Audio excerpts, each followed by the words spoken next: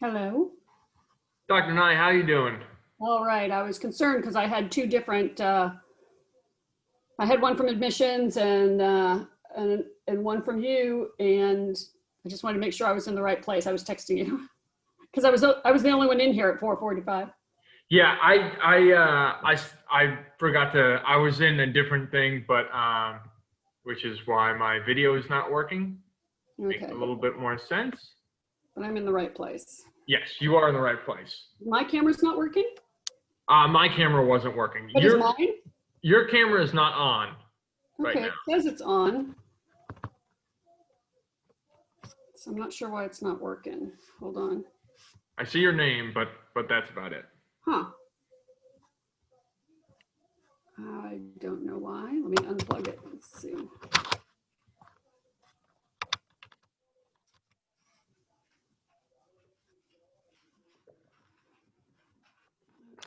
Okay, that's not good. I mean, I'm going to show the websites, but still, it'd be nice for them to have a face.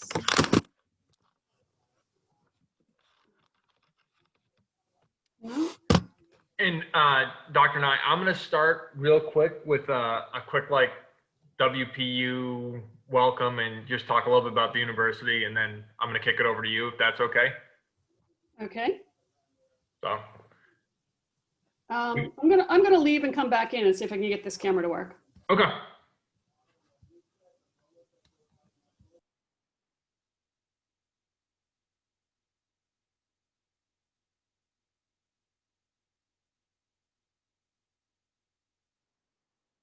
It's 5 o'clock right now. My name is Ryan Killilea. I'm one of the admissions counselors here at William Peace University. I'm with Dr. Nye, one of the great professors at William Peace University. Thank you all for joining us. I'm going to give like 1 or 2 minutes more for people to come and join. And that way, you know, obviously signing on at the beginning of the day and that type of stuff, just giving everybody a little bit of time. So thank you all for coming, and you know, feel free at any point to reach out and ask any questions. And just say hello in the chat if you would, so I can at least see the names of the people who are here. Just put a little hello in the chat. You can tell me where you're from too. Yeah, please do that so we can see you. And there we go. Got our first question. How's the weather in North Carolina? It's cold here. Yesterday was very cold. Today was a little bit sunnier and warmer. So it was about mid 60s today, but Monday was. Yesterday was not very cold. You're right. I shouldn't have said it that way. As a New Englander, it was not very cold. You were very. I gotta say, what happened to you? I wear shorts all the time, so it wasn't very cold. So yeah.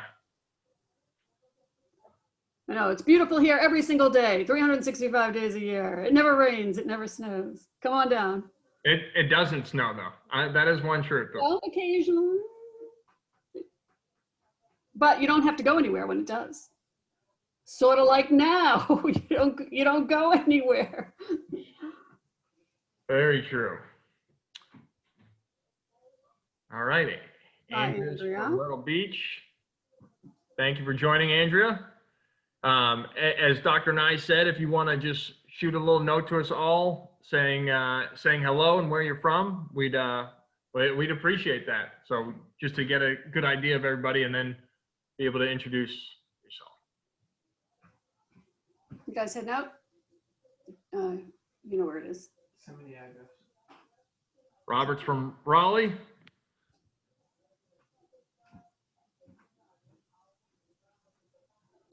Gotta take care of little kid stuff here. If Dr. Nye, if you have to take care of something right now, I'll get going to start it off, and then if you and then I'll bring you in after that. I just got to send him some directions. So, okay, you guys go ahead. All right. Well, I'm going to kick this off today. I really do appreciate everyone for joining. As you can see, with a lot of this stuff, we really want to foster a great sense of community. Kind of welcoming you into our lives, because if you do come to William Peace University, it's really what we're going to look at. Every I think one of the great things when you are on campus, when things get back to normal, you'll see all the professors' doors. They're always open when you're walking through campus. Everybody's doors are open. They're always looking to say hi and hello to you. So this is just who we are at William Peace, letting you know about us, and showing off our dogs and that type of stuff. And yes, it is formal. It is something that we take the time to prepare and talk to you about, but it is more about welcoming you into our community. So for those of you that haven't heard a lot about William Peace, maybe this is the first time, I'm going to briefly do a little bit of an introduction beforehand, and then Dr. Nye is going to take over and talk about the business programs, the different business majors, kind of show a really cool website off to you, and answer any questions you do have about business at William Peace University. So I'm going to share my screen right now and just go through two quick slides. So obviously, welcome. You'll see one of the great things about this PowerPoint is these the captured pictures that we have. And this is main lawn of William Peace, and you'll see it's just a beautiful campus when you walk on. Main hall right there, such great history, dating back to being a Civil War field hospital. So just one of the interesting things going on there. And as you can see, we're located in downtown Raleigh, and it is really a big part of who we are. And this first caption, "Creating Your Tomorrow Today," is also one of the big things about William Peace. In our mission, it says we want to prepare students for future careers. I think and Dr. and I might be able to speak on this more, but I think there's a stat out there that 10 years from now, 25% of the careers will not have been created at this point. And so we really want to help our students get prepared for that, and all these different options, the endless opportunities of being in Raleigh, the real world experiences from our immersive learning, from the internships, student teaching, research, kind of depending on what you're looking at, add to it. And as I've already talked about, our close-knit community is really a big part of who we are. So you're really, at William Peace, you're going to get a lot of hands-on experience, with the internships, but also within your classes. It's not just the internships where you're working on your major and you're working on your skills. It is really all the classes. But the close-knit community is even more so about who we are. Well, we've got a great mentorship culture. We've got a great 12-to-1 student-faculty ratio, and it really allows everyone to get to know each other and really be able to help out whatever you need. And it is, I always say this, it is always a two-way street. So we can't help you if we don't know you need the help. So that's one of the big things. And going off of that, this will be the last slide that I show before I move on to Dr. Nye's student support. It's what we do best. So we've got the Center for Student Success, which includes our advising department. It includes our first year experience. So any incoming freshmen, they'd be working with this just to help them get used to college. We've got the Career Design Center, which helps with internships, helps with resume writing, but it's also a lifelong kind of perk for coming to William Peace University. So 10 years after you graduate, like, I want to go in a completely different option. What do I do? You can reach back out to the Career Design Center and they'll be able to help you. Office of Diversity and Inclusion, they do so much. They help foster a lot of discussion on campus. I can't even get into everything that they do for us at William Peace. The Wellness Center, it really does a lot with, it helps if you want to talk, just have a confidential appointment talking about stuff. That's part of the Wellness Center. We've got nurses that can see our students. There's a Pacer pantry that gives out food if that's what you're looking for, little snacks, peanut butter, jelly, crackers, all that different type of stuff. And people donate to, and students can use it if they'd like. Finally, the Office of Student Involvement. And I know someone asked ahead of time what type of clubs we have at William Peace University. We've got over 30 clubs and organizations at William Peace, and it comes to the Office of Student Involvement. And what we always say is, if we don't have what you're looking for, let us know. We can help you start it. You'll have to get, we say get 5 friends that want to start it with you, and then we can help you start it. I could serve as the advisor for the club. Dr. Nye, if she has time, I don't know, but that type of stuff. So that's just a brief shot of a brief overview of William Peace University. And now I'm gonna kick it off to Dr. Nye to talk about the William Peace University business majors and the other programs.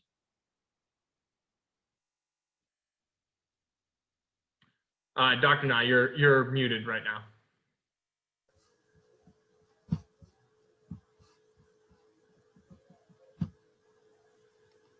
All right.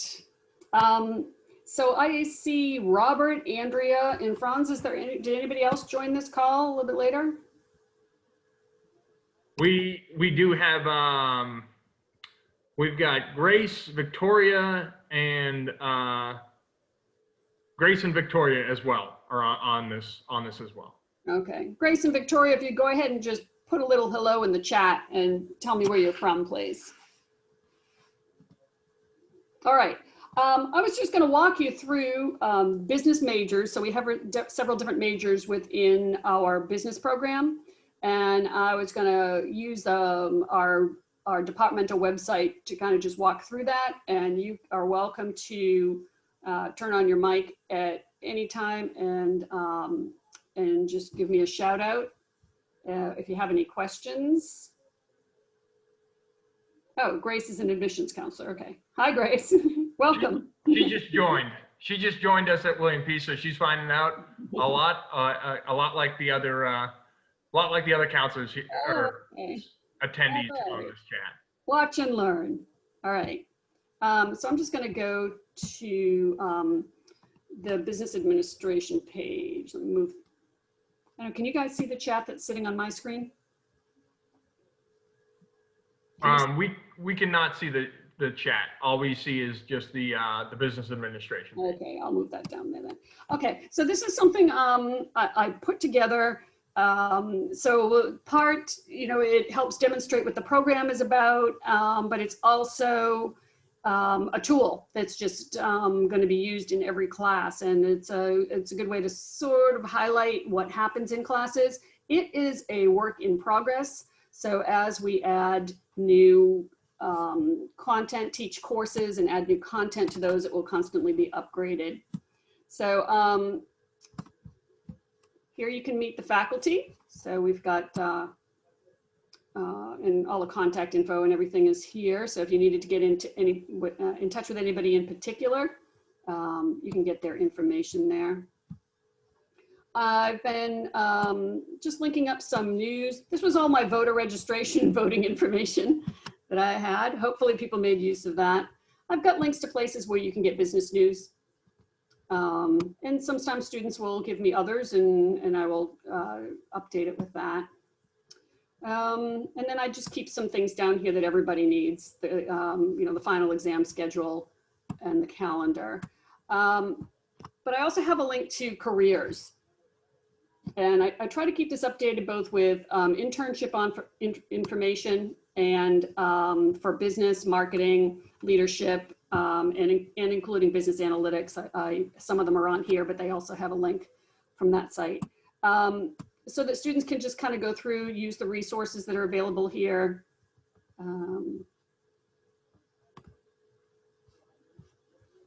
And these, the active links here. And I just ask students if they go to one and it's no longer available, just let me know so I can pull that down. But I go through, I get some internships in my inbox and I'll add them. And sometimes I go out and I just search for internships or jobs to kind of keep that up to date. There's also links to College Central, where a lot of employers will go to deposit internships and permanent hires for the different colleges in the area for students to go and look and try to find opportunities there. And Glassdoor is actually a pretty good place to go look for internships, because the internship keyword is really helpful. At some other sites, it's less helpful. And then just some kind of tips for doing that. And of course, we have, as was mentioned, our own career services as well. So I'm just going to walk you through a couple of classes that I'm teaching this semester. Marketing is, other than just general business, marketing is our one of the most popular majors within the business program. And so this semester, I'm teaching advertising and global marketing. Okay, so to get an idea in global marketing what we're up to. I have a variety of things here. So this is just kind of a due dates page. I keep up to date. Can I move? Okay. I had to move you over there. Just kind of updating due dates and what we're going to be working on in class and whatnot. Dr. Nye, I saw something on there, the project part 1. What was the, what is, could you explain the project a little bit? We're going to look at that. And, that's where I was going next. Oh, okay, sorry about that. That's here, you know, we do some, you know, we in class we do a lot. You know, we'll do some news stories like from Public Radio International, from the world. We try to get a good global perspective on things, because really everything that's going on in the world can be tied back to business somehow, impacting business. So we do that. And I'll show you some of the other links on here that we do just kind of for fun. But the project that we do,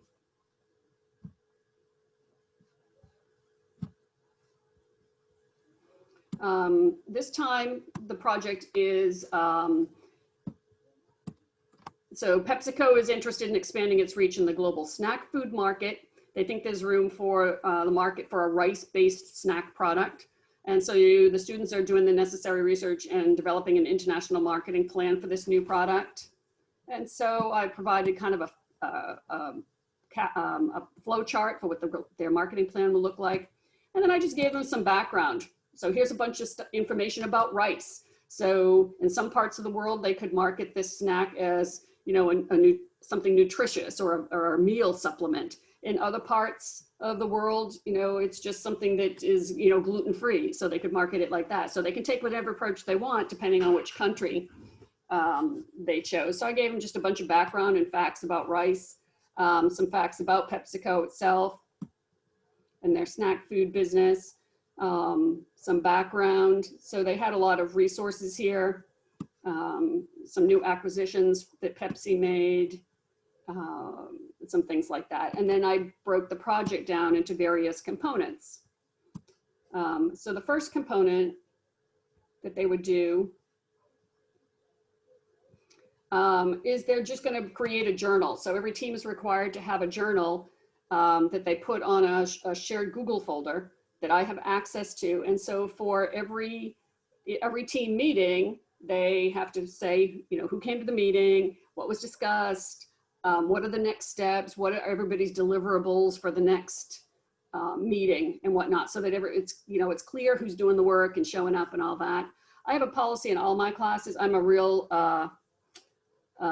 anti-social loafer. I don't let anybody be a social loafer in my class. If you're not pulling your weight, then you're fired. So I set up all my teams. All my teams are set up like companies, or in my advertising class, they're ad agencies. And if you're not pulling your weight, you're fired. And you can try to get another team to hire you, but good luck if you've just been fired for non-performance, in which case you have to leave and you have to start over with no work product from your original company. You can't just take it with you. The account belongs to that company. You can't take it with you. So you got to go and start from scratch. So if you're a social loafer, you don't want to sign up for one of my classes. That's really a perfect example of immersive learning. Like, I mean, you're part of a company, and if you don't pull your weight, you will lose your job at any company. And so I require the journal to be constantly updated for every meeting, even if we're having like an in-class, they have time to work on it in class, they still have to record that in their journal. So there's an understanding of what's due. Everybody knows what is due at the next meeting, and will come prepared.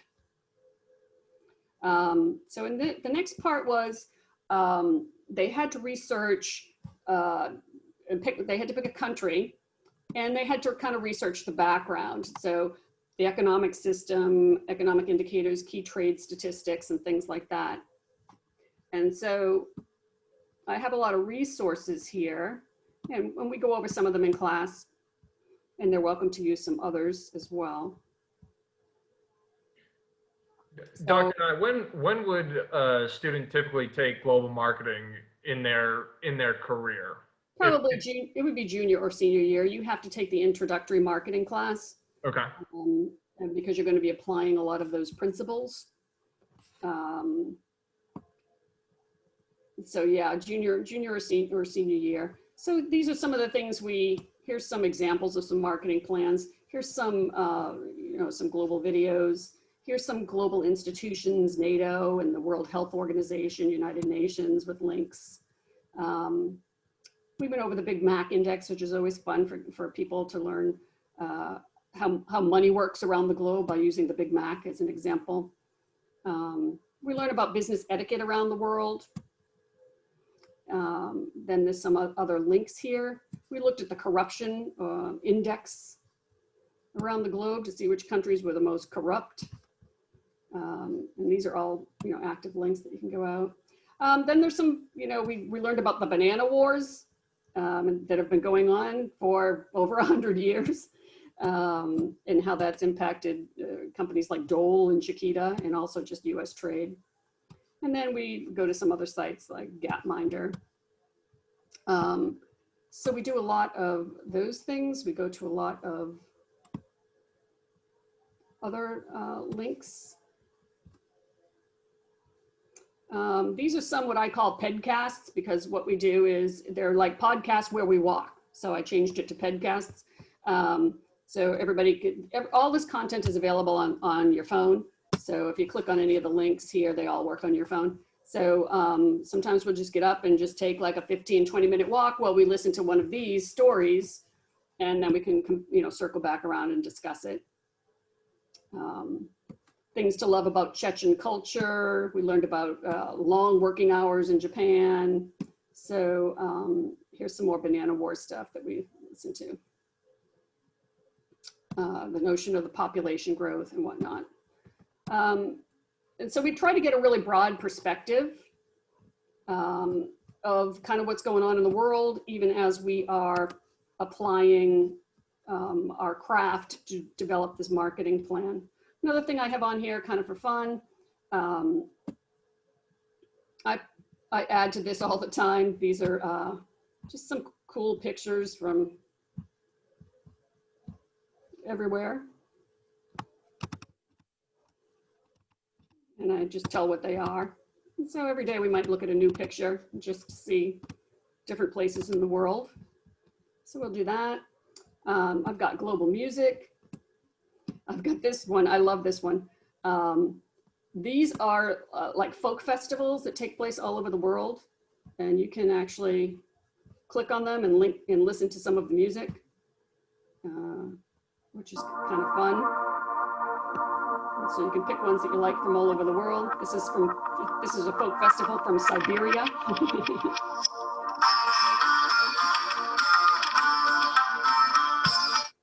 So we do that, and you can make it bigger if you want to zoom in on a certain location that you want to see a little bit better. And pick one of their festivals. So that's kind of a fun thing that I like on there. So we got portraits of people all over the world. We're just trying to get just a really good global perspective. Like Ryan said, learning the marketing pieces is good, but just being able to apply your craft anywhere in the world is what's going to prepare you for the career of tomorrow.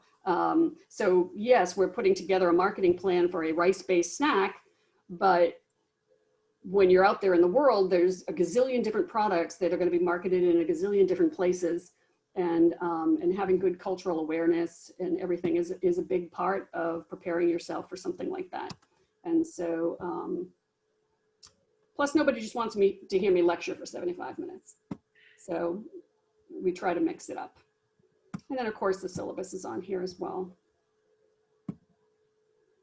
And students would have, if you had have a .ed, anybody with a .edu can finish a Peace Google account. Once you were at Peace, you'd have access to everything. My other class is an advertising class that I'm teaching this semester. And again, I set it up similarly, and we also have a project in there. What's the big project in the advertising? In advertising, let me go to the project tab. In advertising, they are creating a marketing plan for the Killilea water bottle. It is a water bottle that has a little one of these, what was that little Japanese toy, takigami, or what was that? Oh, that might be too old for some of the attendees here. I know exactly what you're talking about. Well, this is a water bottle that's to encourage kids to drink more water. And as you drink more water, your character makes progress on this path. But there's a little game in it. If another kid has one of these water bottles, you can tap your water bottle with theirs, and you can jump into their game on their water bottle. So it's designed to increase consumption. And so in this case, they had to get some background just on the water bottle market or the toy market. They had to figure out how to position this thing. Is it a toy? Is it a water bottle? What's the competition for this? They had to figure out all of the other marketing communications, which is what we call the 4 Ps, understanding the product, the promotion, the price, tying all those things together, figuring out who the target market is, putting together a budget. And the final deliverable in this class is actually going to be a print ad, a creative print ad, and a radio ad, and something for TV that they can just film on their phones. So that kind of a commercial. And they're going to do the media planning, figuring out,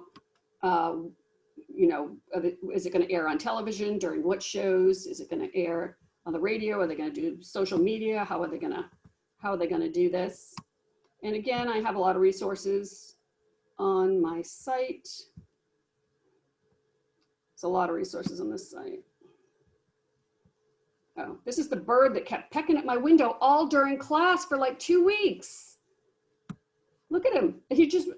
So I finally put that up there. I'm like, you guys, I know some of you don't believe me. So, so there he is. Anyway, so we have, Dr. Nye, I was wondering how many students are in a team for these projects? Typically 3. It depends on how many in the class, but there's typically 3, sometimes 4. It depends on schedule sometimes. Sometimes the students know that they can work better with these 3. Or sometimes I'll already form teams and then students will add the class. So it depends in some of my classes with bigger projects, I might put 4 on there.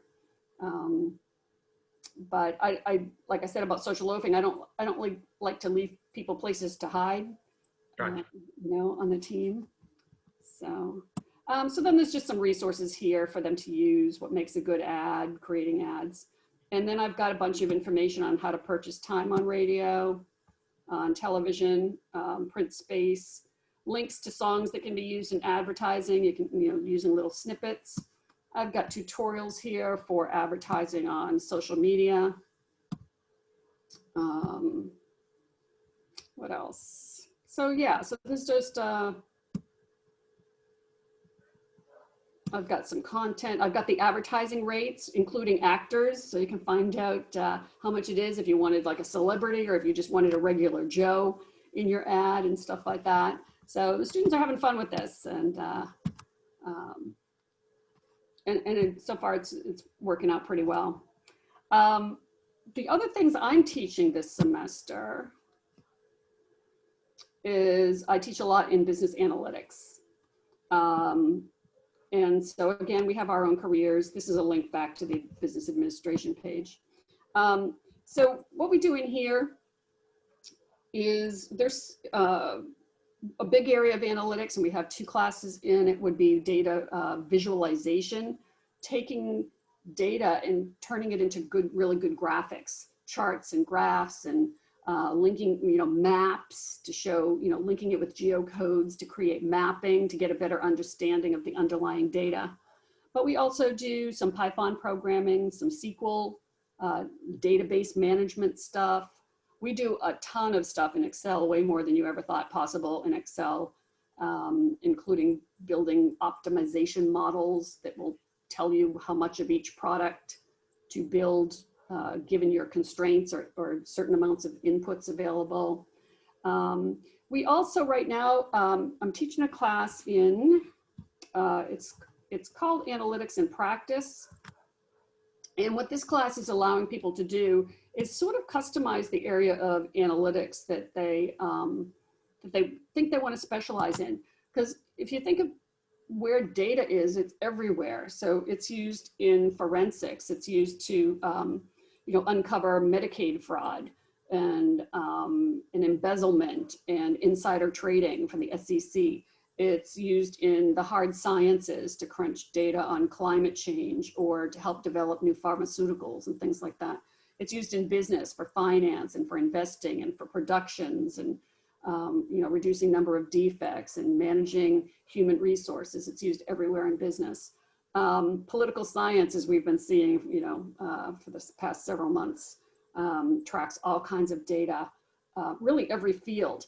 And so this semester, we're in this class, I'm allowing students to customize it. So they're incorporating some outside materials. So they're maybe doing a tutorial learning Power BI, a new tool. We're working on, we watched some videos on how to interview for an analytics job, because oftentimes they have you solve an analytics problem right there on the spot. So it's very different than a regular interview. So we work on that. They're doing some case studies on a bunch of different types of companies and how they're using their data and things like that. So this is kind of a capstone class. I put it in the fall because I want to encourage my students to be applying now, because a lot of companies hire almost a year in advance for internships and jobs that they have coming up. So I'm trying to kind of get them on that cycle of thinking a little sooner about careers. And so far, this is the first time I've taught this class. I just developed it this fall. And I'm really liking how they're kind of making it their own. And I've got somebody doing medical, like healthcare analytics. I have somebody who completed a Bloomberg Analytics certification. I have another student who did Six Sigma, which is like a production, using analytics in production. I have somebody doing Power BI. I have a couple working with Major League Baseball statistics, having some fun with that. One of my students is working on cancer research, crunching numbers on cancer incidents. So it's a great way to kind of customize their preparation. In terms of other stuff that we have in business, let me go home.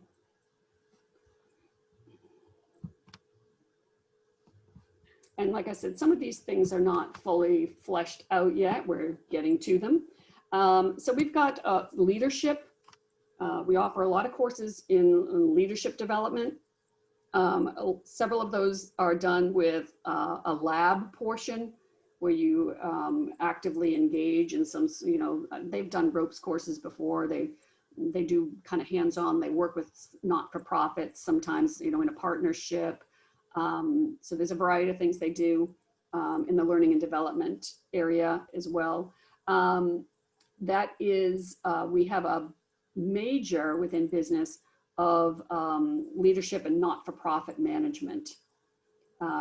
We are adding, in the process right now, we have a meeting tomorrow, adding a human resource major within business that will do additional training, compensation and benefits, how to manage all of your human resources.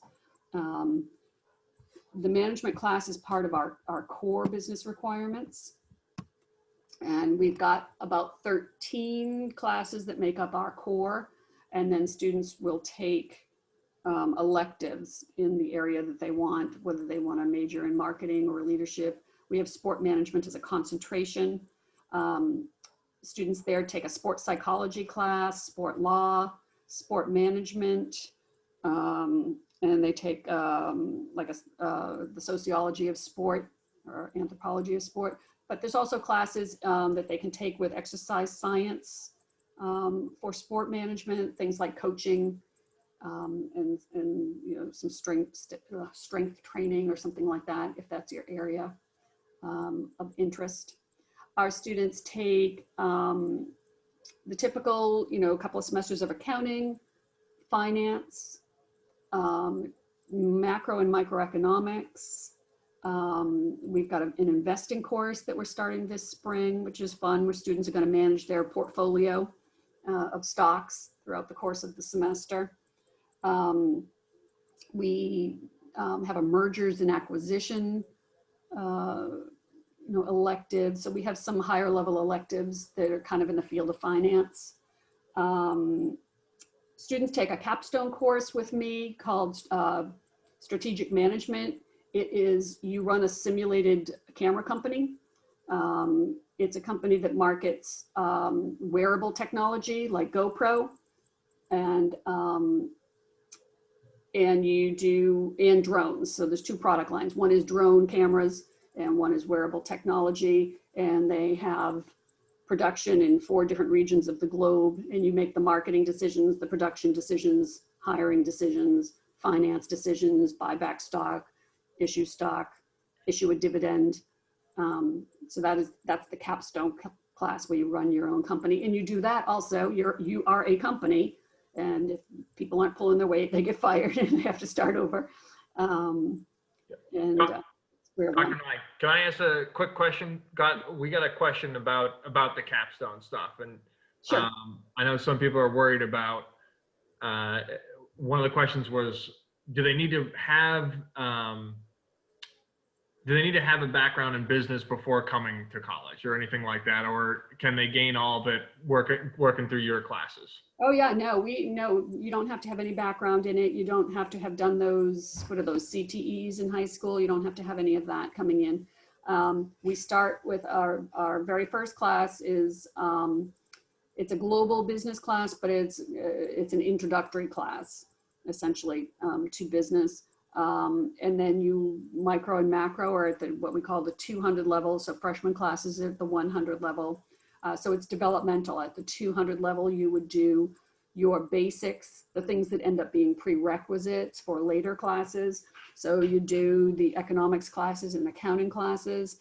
In a management class, then you know, in your junior year, you'd start doing electives and you do your finance class. So it's very developmental. By the time you take that capstone class in management, you've done marketing, you've done HR, you've done management, you've done finance and accounting, you've done all those things. And the idea is now you're going to pull it all together and you're going to apply those in the running of that business. And yeah, it's fun because the teams get really competitive and you know, ragging on each other and who's winning this week. Every week, it's set up so every week during the semester is a year's worth of business activity, and you get your reports back. You make all your decisions. I run it, and then you get your reports back in terms of what your sales were, what your profits were, what your return was, and it gives you a score on a variety of metrics. And so every week there's a winner for the week, and then there's kind of an overall winner moving forward. And so yeah, teams get pretty competitive. It's pretty fun. You know, some students take bigger risks than others, and some take a more conservative approach. And how it works out all depends on decisions that teams make, because, you know, you might think you have a great set of decisions, but if somebody else makes the same decisions, then they're competing for the exact same set of customers you are. And so some other team might end up in the lead because they branched off and went after a different group. And so, yeah, so there's a lot of jockeying for position. I tend to talk really quickly. So if you have any questions for me, please. Well, I have a question about that. I'm guessing you created a simulator and to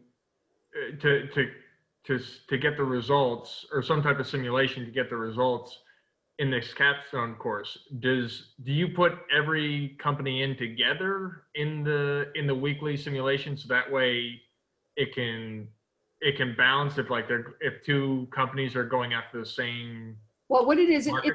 it's a simulation. There are 3,000 teams from all over the world that are in this simulation, from colleges all over the world. Okay.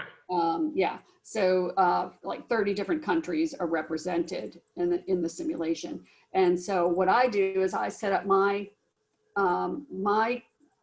kids in my classes represent an industry. I create my own separate industry, but then and so they compete with each other within that industry. But then I also will get reports back on how their performance compared to other industries that are operating in those other 30 countries. And so you get, and sometimes, every week I'll get some messages and I'll say, oh, you team, Aperture, they always have to make a name.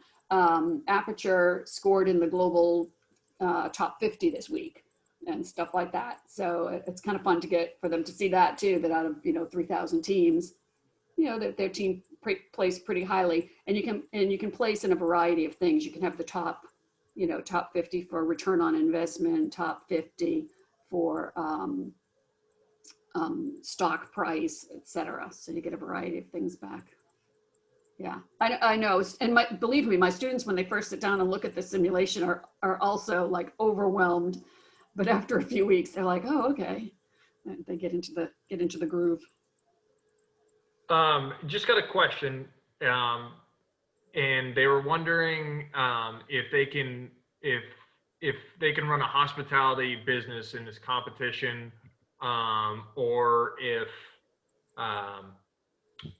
hospitality businesses can be run in other classes where you've got these different types of competitions.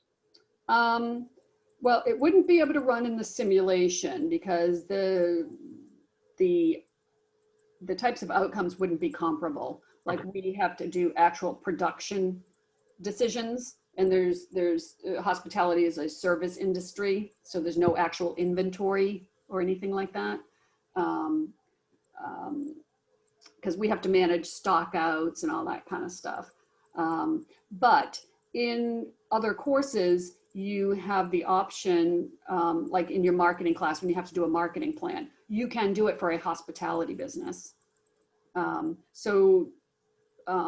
We're small, so we can let people do a variety of things without having to be expert in 300 different topics.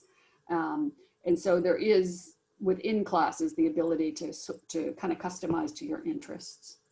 You can also do, if that's a big area of importance, you can also do directed study for one of your electives, where you and a faculty member work together to build sort of a custom syllabus, and you go off and you do the things you said you were going to do in order to get credit. So you might do some Coursera modules, or you might do some case studies, or you might shadow somebody who's in that industry and then write a report on it. So there's a variety of things you can do as a directed study as well that can count for one of your upper level electives. Yeah. Okay. So, I mean, it's nice to be able to, people have to have the broad set of skills because nobody knows where they're going to go. So we wouldn't necessarily offer hospitality management, because what if you don't end up in hospitality, right? Management is broad. You can manage anything if you have all the core management skills. And what you really need then is just to develop what's particular to hospitality, the language, and the keywords and the buzzwords and things like that. And what things are their major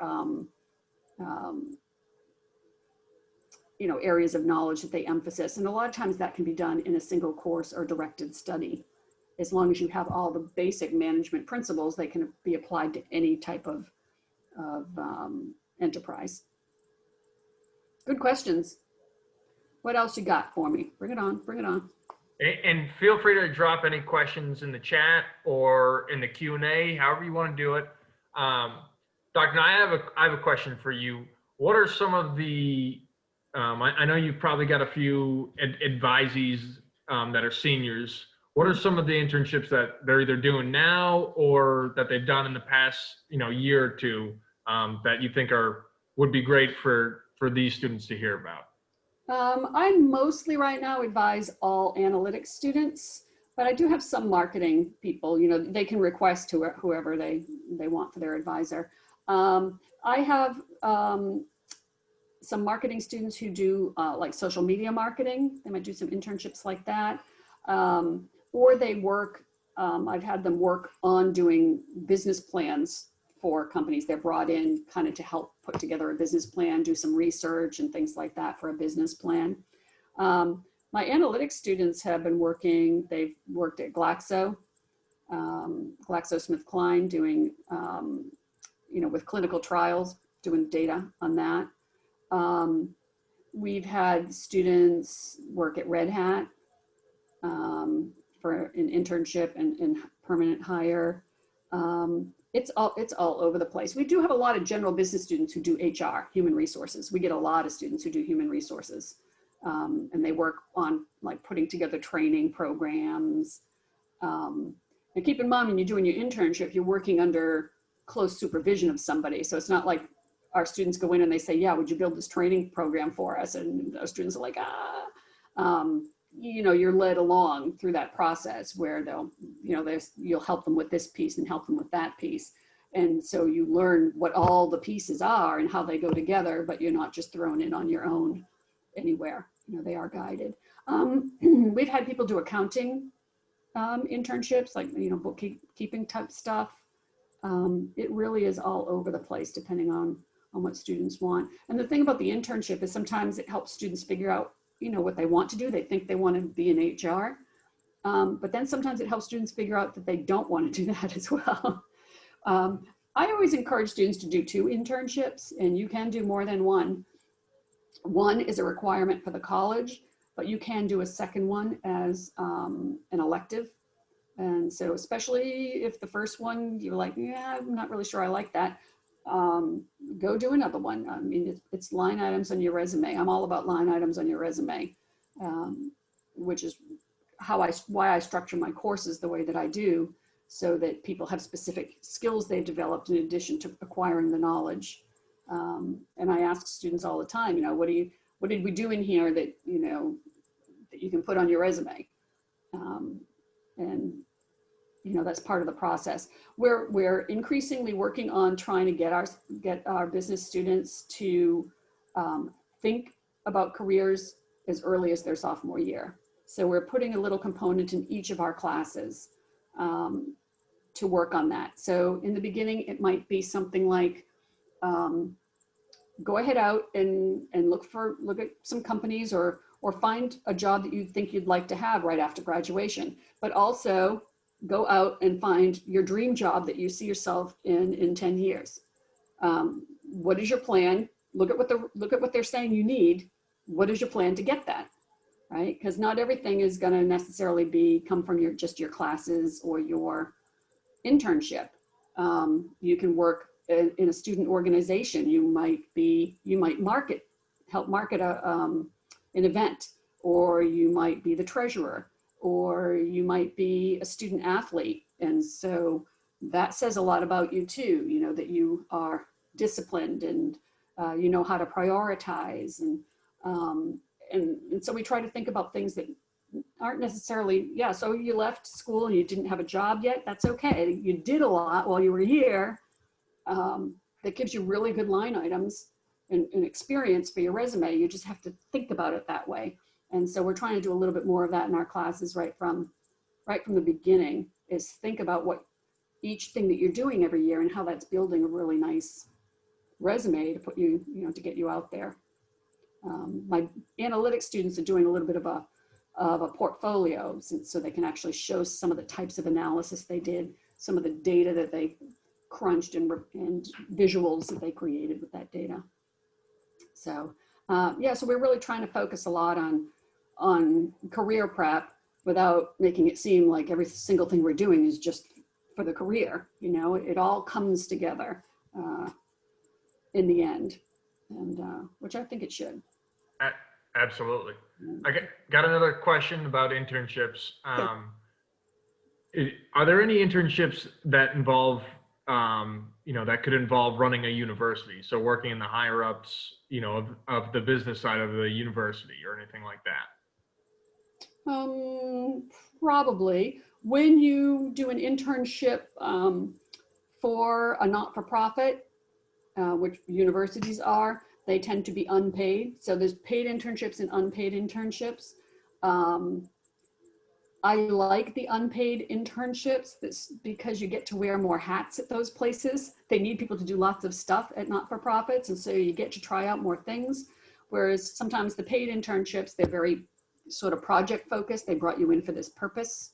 But absolutely, I mean, I don't think there's any institute that would turn away some free help in terms of an intern, a student intern. We have students who have worked over in athletics, doing statistics or compliance and, things like that over there. I'm trying to think. We had somebody who interned in communications for us before at our school.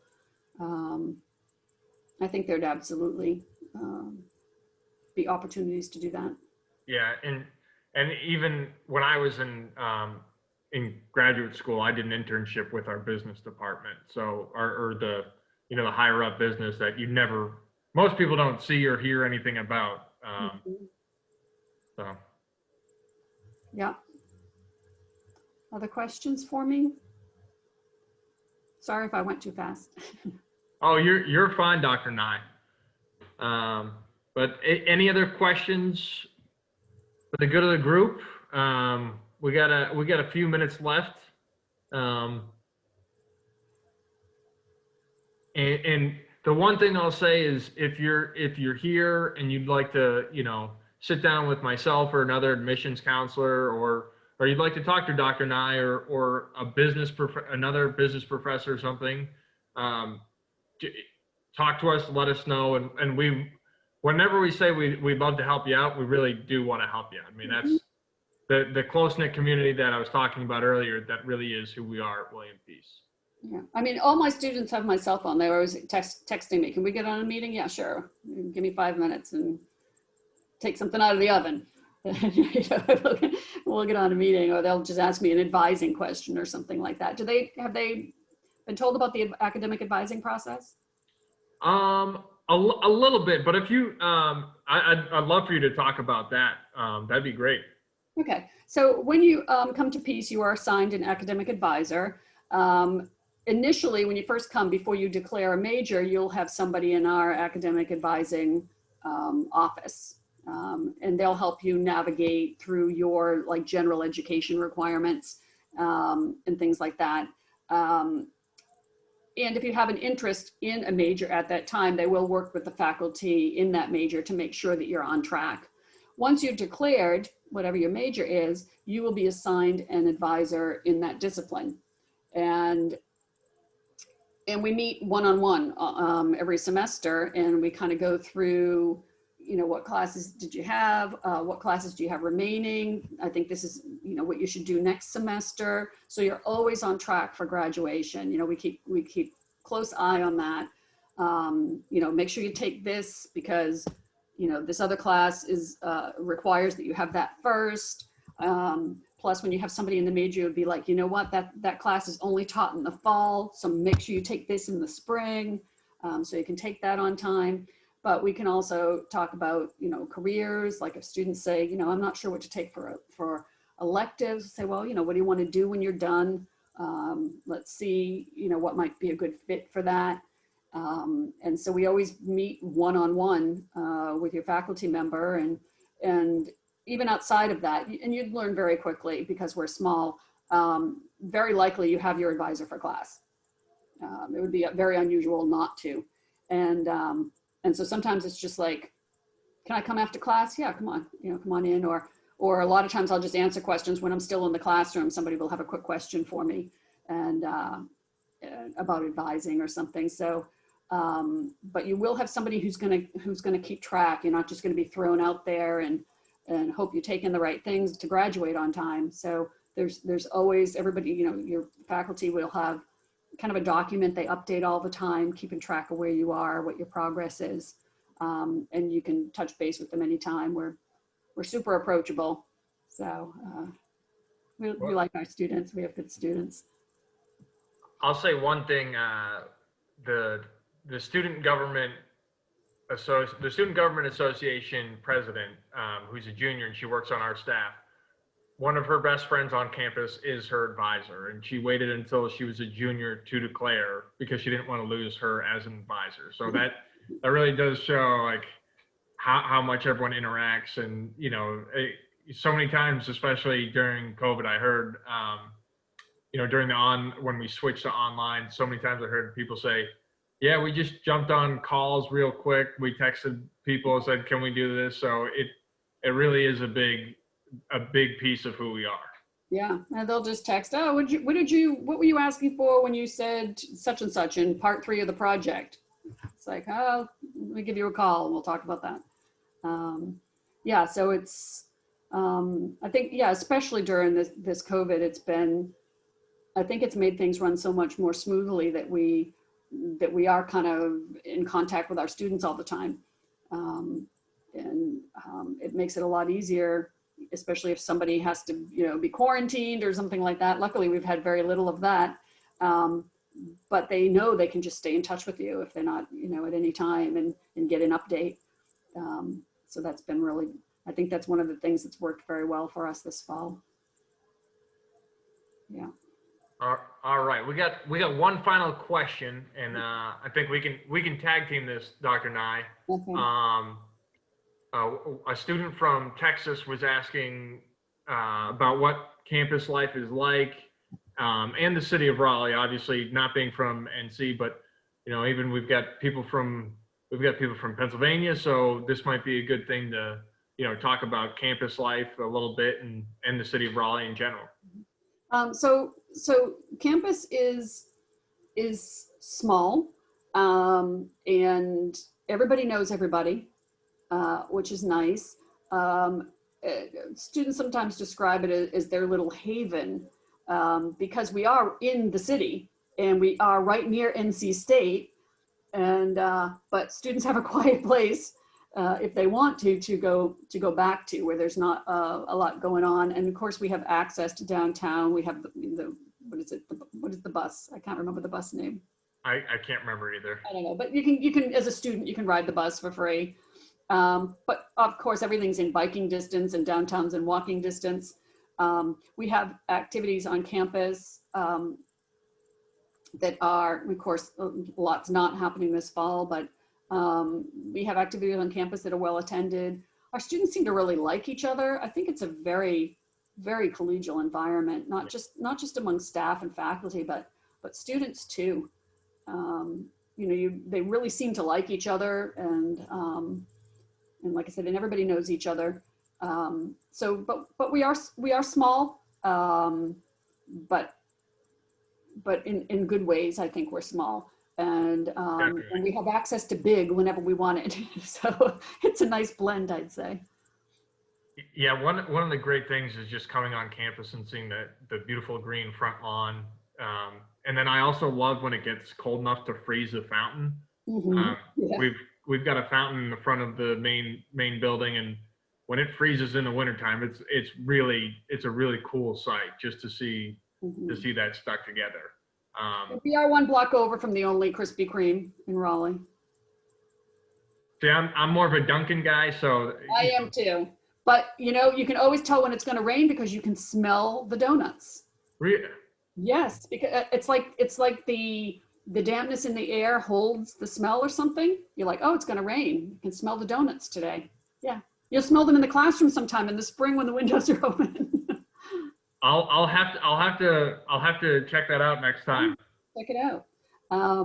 But yeah, I think you know, and it depends what you're looking for. If you want, you know, a big university, 24/7, then you're going to look someplace else. But if you want to have access to a big university, but still have a place that's more intimate, and access to everything downtown, the restaurants and clubs and shops and, you know, movie theaters, you know, we've got all of that, access to all of that. So I don't think you'd be lacking for anything. I would definitely agree with that. Yeah. Any other questions I can help with? Well, Ryan can send you all my my email address. Feel free to reach out. If you have any more questions, I'd be happy to answer those. So. Yeah, and that's the thing. If you ever need anything, please reach out to myself, any of the admissions counselors, and we'd be happy to help you out. But since I don't see any other questions, I'm going to end this event. Dr. Nye, I really appreciate you for joining and helping us out today. And I'd like to thank everyone for attending. We really do appreciate you coming and hearing more, not only about the business program, but about WPU and what makes it such a special community. Good luck, everybody. It's a big decision. I hope we'll see you. Thanks so much. Bye, everybody. Have a good night. You too.